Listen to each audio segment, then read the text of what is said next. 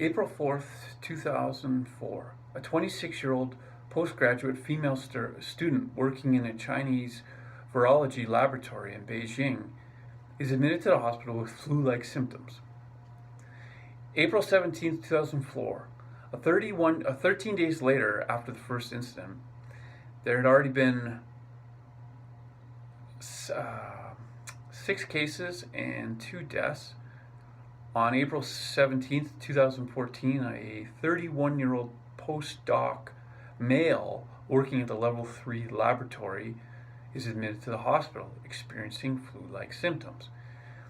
It's later to go on to determine that they obtained the virus from the laboratory and somehow were able to transport it outside of the laboratory. September 2012, a 6-year-old man in Saudi Arabia attains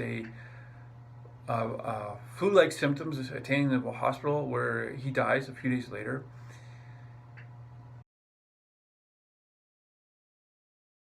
Fall 2012, Rotterdam Erasmus Medical Center attains the COVID virus that killed the Saudi Arabian man.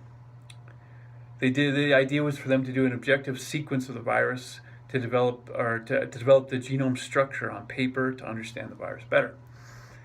This study was published on November 20th, and the term HCoV became the normal name for this virus, HCoV SARS. In the study, it is identified the virus is a different type of virus, which is able to grow on different types of animal cells, including cells from humans and several species of bats. The lead researcher, Ron Forcher, scientist, this is certainly unusual for a coronavirus to have such a broad cellular host range. And what he's essentially saying is that its ability to jump between species, it's a very rare occurrence, and that's why the current virus has a little bit more potential.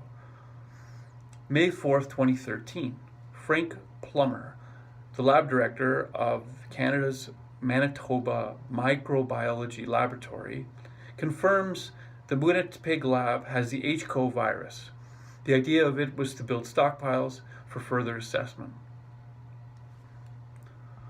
July 20th, 2018, Dr. Exxon Q and Gary Cobbinger were able to study the Ebola virus and come up with a vaccine for the virus.